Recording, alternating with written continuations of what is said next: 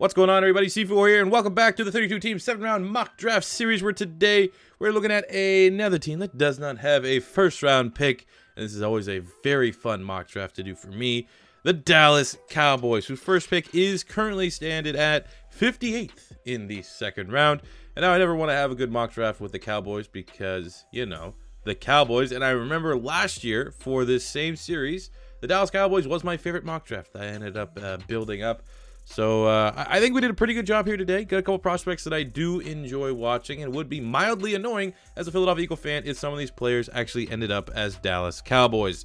So jumping right into the second round at pick 58, I'm selecting Dre'Mont Jones, defensive tackle from Ohio State. He's an undersized but a mismatch at defensive tackle at a 5'1", 240. He had a pretty okay combine. I think considering the strength, the top-end prospects, he pretty much has solidified himself as a second-round pick, where there was some discussion before all the offseason and all this draft prep began that Dre'Mont Jones could sneak into the first. I think he's a solid second-round player. He's a high-level gap shooter, and he has a lot of pass-rushing ability from the inside. That being said, definitely needs to become a more well-rounded defensive tackle because he doesn't offer a whole lot when it comes to stuffing the run currently, but he's coming off a pretty big year for Ohio State. 43 tackles, 13 TFLs, 8.5 sacks. I think he currently could challenge for that new opening at defensive tackle with David Irving just, what was it, retiring? Whatever happened with David Irving, because he just wants to go because I got high, because I got high. La da da da da da. He's not playing no more. So I think a guy like Dre'Mont Jones would come in, be a nice part of a rotation with Malik Collins until one of those guys emerges as a starter. And I think if you really want to get creative with a Dre'Mont Jones, I mean, you got Rob Marinelli there. You might be able to have a little bit of Dre'Mont Jones coming in defensive end every now and again. So he's a very versatile, flexible style player on that defensive line. I think it's a good value pickup here for the Dallas Cowboys. Because you paid DeMarcus Lawrence, it is time to start finding some budget players that can also play at a high level. Going into the third round at pick 90, I'm selecting Dax Raymond, tight end from Utah State. He is your prototypical tight end, 6'5", 255 pounds. He had a pretty good combine, maybe not so much from an athletic testing standpoint. He was pretty average, but in the drills, he definitely started to show why he's so highly regarded out of Utah State. He has great hands. He's an absolute chain mover, be able to learn from one of the best tight ends ever to play in Jason Witten.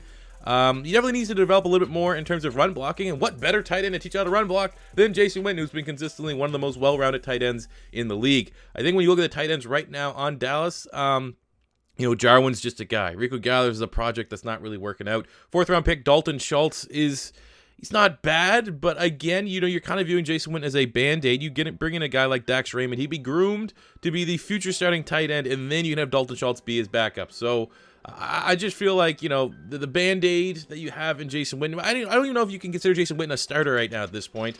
Obviously, you're hoping he can be, but where he is at in his career, we don't know what the regression was kind of like. I think it's, you know, looking at this pick of Dax Raymond, it'd be viewing it as like they have two tight end ones. And, you know, when you look at Dak Prescott, he's the kind of quarterback that wants his safety net, and the sooner you can get Dax Raymond some snaps there to build that familiarity, get that chemistry going with Dak Prescott, I think the better the Dallas Cowboys are going to be off. But anytime you get a tight end that's coming in that's not a complete player, I don't think there's a better tight end you can learn from than Jason Witten to be your mentor type kind of player.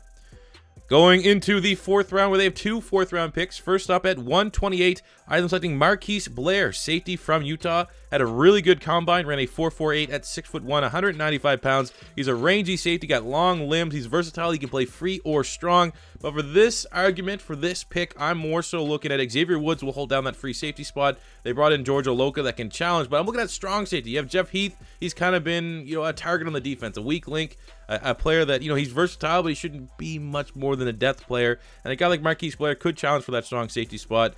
You're also going to get, you know, some pretty good special teams reps from a guy like Blair. Can tackle, got good size, got good speed, which is pretty much all the boxes you want to tick for a rookie that can come in and contribute on special teams. But he's a guy that definitely needs to develop just a little bit. Right now, more of a tackler than he is a guy that can get a lot of turnovers and a lot of pass breakups. But those guys have places in the National Football League, and with Dallas already having guys that are, you know, are pretty good at playing the ball in the air, and Xavier Woods and George Oloka, a guy like Marquise Blair will definitely help round out that safety room.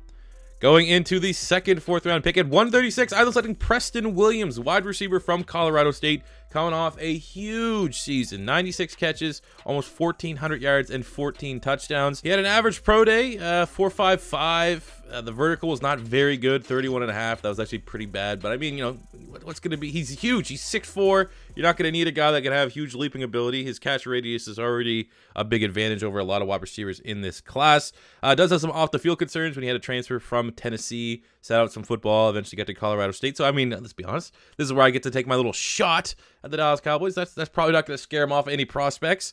I think when you look at the roster right now, he has wide receiver 4-5 potential as a rookie. Plus, you got to contribute a high ceiling. He's a guy that doesn't have a whole lot of football of development in college. Only had like 2 years of playing, ups and downs. So there still is a lot of growth to be had with a guy like Preston Williams. The last Colorado State wide receiver in Michael Gallup they brought in worked out. So from a scheme standpoint, you know, and you should feel comfortable that Colorado State players can work in a Dallas Cowboy offense. A Kellen Moore, that is ridiculous to say, a Kellen Moore offense. So I ultimately think you need to get some more guys that can make some plays. You got Michael Gallup, you got Amari Cooper, you got to have Randall Cobb in the slot, and then beyond that, what do you have?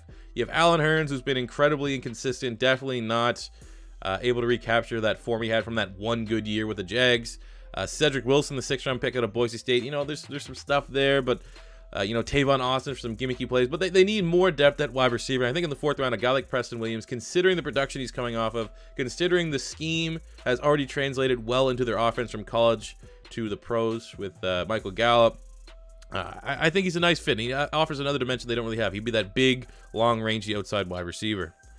Going into the 5th round at pick 165, I'm selecting Wyatt Ray, defensive end from Boston College. He's a finesse edge rusher, and he's coming off a big year from Boston College. 11.5 TFLs, 9 sacks.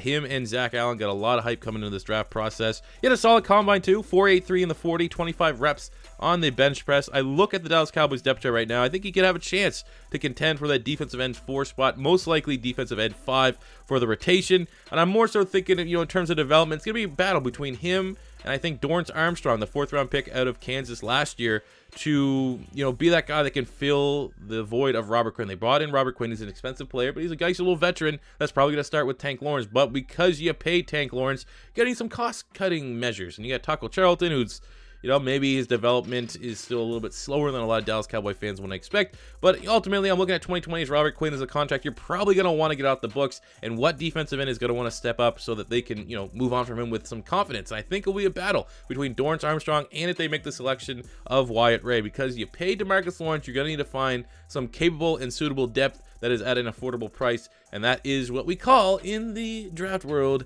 day 3 picks. And then finish off the draft in the 7th round at pick 241. I am selecting Iman Marshall, cornerback from USC. He's an overly aggressive corner, which, you know, is good and bad, obviously, but he has shown flashes of playmaking ability throughout his career at USC. He brings in some very nice size at 6'1", almost 210 pounds, ran a 4.53 at the combine. Dallas currently lacks outside cornerback depth, and I think Iman Marshall can bring that and some special teams ability to tack on in the final 53 of the roster, which is kind of what you always need an underlying pick in the 7th round. It's like, can they actually make the roster? Or is this more so a guy that we're going to try to stash on our special teams? But you look at outside corners right now for the Dallas Cowboys. You have Chidobe Awuzie and Byron Jones. Outside of that, you got Jordan Lewis, who can and cannot, but he's ultimately a nickel. Same with Anthony Brown, more of a nickel-style corner. So, like, you know, true proven depth on the outside. Not a lot of guys there. Let's see. According to our lads, we got CJ Goodwin, Tristan Deku, who's like a special teamer for the Falcons. Donovan Olumba. You know, these guys aren't going to cut it. These guys aren't going to cut it, especially when you're going up against the Eagles. Especially when you're going up against the Eagles. You know, you got to have to try to stop some of these wide receivers somehow. And I get a good depth player like Iman Marshall that will bring some special teams ability in the 7th round. It's a nice little pickup there for Rod Marinelli and his Dallas Cowboy defense.